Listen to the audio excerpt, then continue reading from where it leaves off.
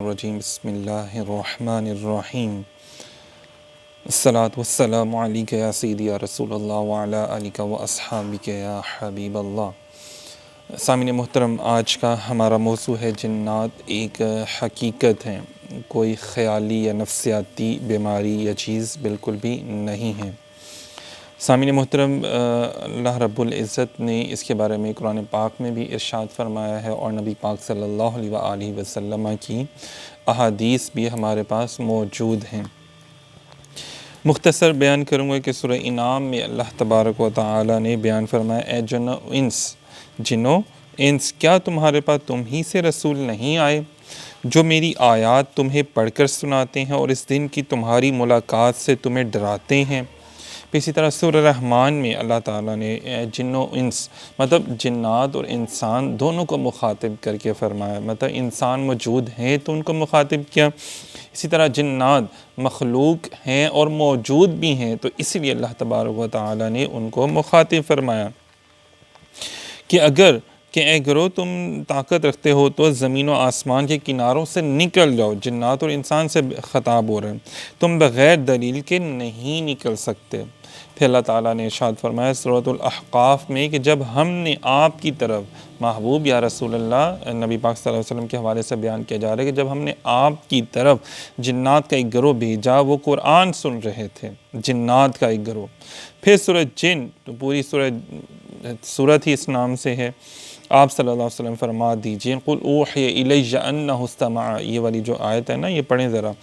کہ آپ صلی اللہ علیہ وسلم فرما دیجئے میری طرف وحی کی گئی ہے کہ جنات کی گروہ نے قرآن سنا تو کہنے لگے ہم نے بڑا عجیب قرآن سنا ہے۔ پھر اسی طرح اللہ تعالیٰ نے ارشاد فرمایا سورہ جن کی آیت نمبر 6 میں کہ بے شک انسان جنات کی پناہ طلب کیا کرتے تھے جو اب انہوں نے ان کی تکالیف میں اضافہ کر دیا۔ مطلب دیکھیں کہ پہلے کے دور میں لوگ جب صحرا میں بیابان علاقے میں جاتے تھے تو وہاں پہ جنات سے مدد مانگا کرتے تھے، لیکن کیا اس سے کہتے ہیں، اور یہ اس چیز کو بیان کیا جا رہا ہے، لیکن جب نبی پاک صلی اللہ علیہ وسلم تشریف لے کر آئے اور آپ نے عوام الناس کو، انسانوں کو، لوگوں کو بتایا کہ ایک رب ہے اور اللہ تبارک و تعالی ہی تمام جہانوں کا پالنے والا ہے، تو پھر جنات بھی اسلام لے کر آئے اور انہوں نے بھی اللہ تبارک و تعالی سے مدد مانگنی شروع کی، اور انسانوں نے بھی۔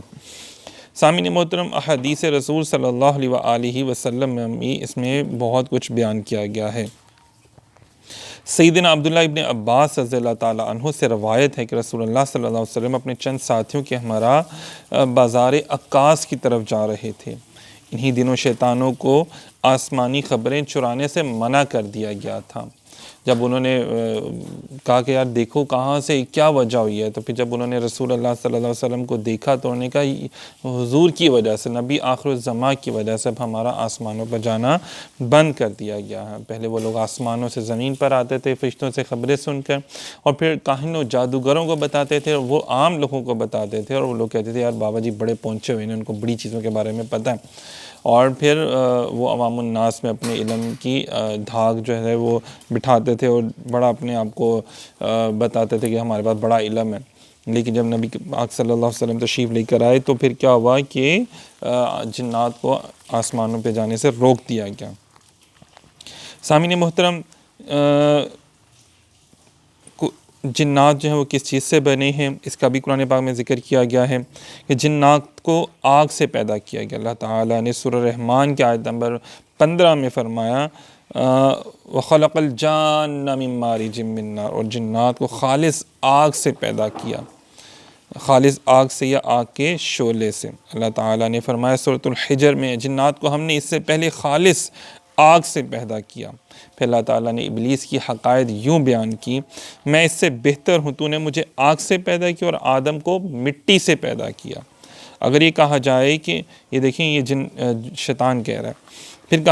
جو جس کو قرآن پاک میں بیان کیا گیا کہ اگر یہ کہا جائے کہ قول ابلیس کا کوئی اعتبار نہیں تو کہا جا سکتا ہے کہ اللہ تعالیٰ نے اس کے قول کو قرآن میں ذکر کیا، تو اب یہ بات حقیقت بن چکی ہے۔ سیدہ عائشہ صدیقہ رضی اللہ تعالی عنہا سے مروی ہے کہ رسول اللہ صلی اللہ علیہ وسلم نے فرمایا فرشتے نور سے پیدا کیے گئے، جنات آگ کی لپک سے پیدا کیے گئے، مطلب جو لو ہوتی ہے اس کی، اور آدم علیہ السلام کو اللہ تعالیٰ نے مٹی سے پیدا کیا۔ سامعین محترم، معلوم ہوا کہ یہ ایک حقیقت ہے، کوئی خیالی یا نفسیاتی چیز نہیں ہے۔ اللہ تبارک و تعالیٰ نے قرآن پاک میں ہر ٹھوس چیز کا، ہر شے کا جو موجود ہے، جو اس نے بنائی ہے، جو اس کی مخلوق ہے، اس کا ذکر کیا گیا ہے۔ بس ہم اگر وہاں تک نہ پہنچ پائیں یا ہم نہ پڑھیں تو یہ ہماری کمزوری، ہماری نالائکی ہے۔ تو دیکھیں اللہ تبارک و تعالیٰ نے قرآن پاک میں بھی بیان فرمایا دلائل، پھر ان کی حقیقت بیان فرمائی، پھر ان کا کیسے وہ بنے ہیں وہ بھی بیان فرمایا۔ پھر قرآن پاک کی بہت سی آیات کا اگر ہم مطالعہ کریں تو سلیمان علیہ السلام کے دور میں بھی اس طرح اور بھی انبیاء اکرام کے حوالے بھی ہمیں اس حوالے سے ملتے ہیں۔ موجودہ ترقی یافتہ دور ہے، اس میں لوگ بہت بحث کرتے ہیں، بہت مباحثے کرتے ہیں اس چیز کو لے کے، اور لوگوں کو نفسیاتی پرابلم قرار دیتے ہیں۔ سامعین محترم، جب کسی گھر میں کوئی ایسی انہونی باتیں ہونا شروع ہو جاتی ہیں، پتھر پڑنا شروع ہو جاتے ہیں، یا کپڑے کٹنا شروع ہو جاتے ہیں، پیسے غائب ہونا شروع ہو جاتے ہیں، جبکہ گھروں میں بھی کوئی بھی نہیں ہے پھر بھی پیسے غائب ہو رہے ہیں، تجوریوں میں پڑے ہوئے ہیں، اسی طرح ایسی بیماریاں کہ ہم ان کا علاج بھی کروا رہے ہیں، پھر وہ دوائیاں اثر نہیں کر رہی ہیں، بوجھ جسم پہ پڑ جاتا ہے، یا بے شمار ایسے معاملات ہوتے ہیں، ڈاکٹرز یا لوگ ان کو کہہ دیتے ہیں نفسیاتی بیماریاں، لیکن جب وہی لوگ کسی عامل کے پاس جاتے ہیں، کسی دم والے کے پاس جاتے ہیں، وہ اس کو دم کرتا ہے، اللہ کی قرآن پاک کی آیات پڑھ کے، اسماء حسنہ پڑھ کے، درود پاک پڑھ کے، تو وہ ٹھیک ہو جاتے ہیں۔ حالانکہ اگر جسمانی بیماری ہوتی تو دوائی کھلاتے تو وہ ٹھیک ہوتے، لیکن یہاں پہ اللہ کا کلام، پاک کلام پڑھا جا رہا ہے، تو یہاں سے ثابت ہوتا ہے کہ جو چیزیں ہیں ناپاک ہیں، جب ان پر اللہ پاک کا پاک کلام پڑھا جاتا ہے تو پھر یہ چیزیں وہاں سے بھاگ جاتی ہیں، دور ہو جاتی ہیں یا جل جاتی ہیں، اور اس طرح کیا ہوتا ہے کہ پھر جو مریض ہے وہ شفا یاب ہو جاتا ہے، صحت مند تندرست ہو جاتا ہے۔ تو سامعین محترم، یہاں سے پتہ چلتا ہے کہ جنات جو ہے وہ موجود ہیں، ان کی حقیقت ہے، اور خود اللہ رب العزت نے اس کو بیان کیا ہے، اور وقتاً فوقتاً نبی پاک صلی اللہ علیہ وسلم کی احادیث میں بھی اس کا ذکر آیا ہے۔ اور اگر ہم آگے چلیں تو صحابہ اکرام کی زندگیوں میں، مولا علی شیر خدا رضی اللہ تعالیٰ عنہ کی زندگی میں، اسی طرح بابا فرید الدین گنج شکر سرکار رحمۃ اللہ علیہ، حضرت خواجہ غریب نواز کے بہت سے واقعات ہمیں ملتے ہیں۔ اسی طرح ہمیں پھر حضور سیدنا شیخ عبدالقادر جیلانی رحمۃ اللہ علیہ کی جو کتابیں لکھی گئی ہیں اس میں ہمیں ان کا بہت زیادہ ذکر ملتا ہے۔ بہرحال اللہ تعالیٰ سے توفیق دعا کرتے ہیں کہ اللہ تبارک و تعالیٰ ہمیں قرآن پاک پر عمل کرنے کی توفیق عطا فرمائے، اور ہم سب کو اپنے حفظ و ایمان میں رکھے، اور ان مخلوق سے جو شیطانی مخلوقات ہیں، جو وسوسے ڈالتے ہیں ہمیں، جو ہمارے اندر بیماریاں پیدا کرنے کی کوشش کرتے ہیں، اللہ پاک ہم سب کو ان سے بچائے، اور ہماری اولادوں کو بھی ان سے بچائے۔ بہت شکریہ، جزاک اللہ۔